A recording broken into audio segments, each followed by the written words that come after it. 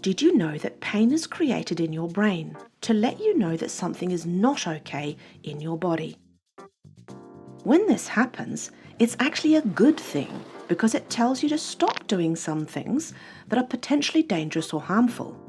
Feeling pain in this situation is actually helpful and informative.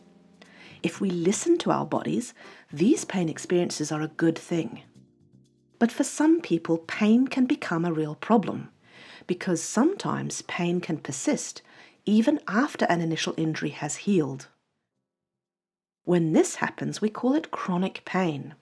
This is when pain has become non-informative and non-helpful, and the pain itself has become a problem. When you have chronic pain, your brain has learnt to be in pain, and you have entered a nasty pain cycle. The way your brain does this is very similar to the way your brain learns anything else.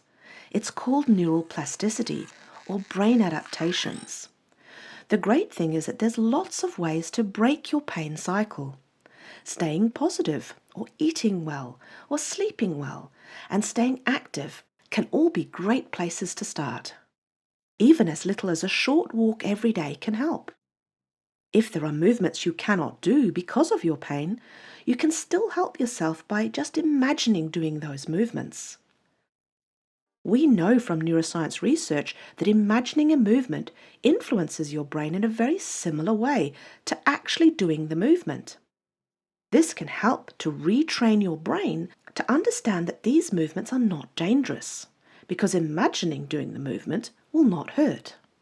You can basically trick your brain into giving you back pain-free movement. Brain scientists who have studied the effects of chiropractic spinal adjustments have discovered that adjustments may also change the way your brain gets into a pain cycle.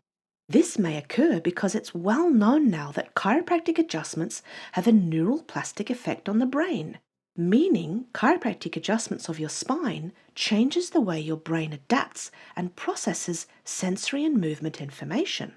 In particular, chiropractic adjustments changes the function in a part of your brain called the prefrontal cortex. And the prefrontal cortex is actually the part of your brain that is very involved in how we end up in this vicious chronic pain cycle. To study how chiropractic care may impact on the development of these pain cycles, scientists studied brain activity in people doing what is called a cold pressor test. This involves measuring brain function through EEG recordings or electroencephalography, and they recorded this at rest and then when the participants' hands were immersed in icy cold water. As you might expect, the cold pressor test isn't very pleasant and can be quite painful.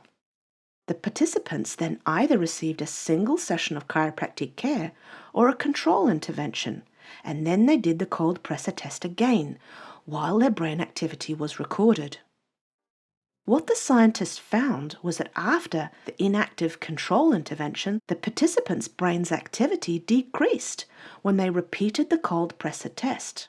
But there were no changes in the brain activity during the cold pressor test after the chiropractic spinal adjustment session.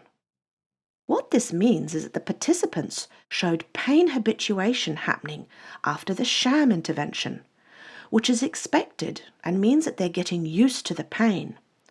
However, after the adjustment session by the chiropractors, no habituation occurred.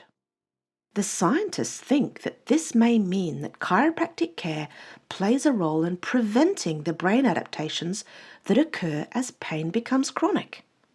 In other words, chiropractic care may reset the way the brain processes pain information so that it does not learn to be in chronic pain. This may be why chiropractic care has been shown in research studies to help people who suffer from neck pain, back pain, and certain types of headaches. It could be that chiropractic care helps their brains to adapt better and break the cycle of pain that they're in. So if you suffer from chronic pain, do your best to stay positive, move often, eat well, sleep well, and go see your family chiropractor. Remember, it's never too late to break your pain cycle.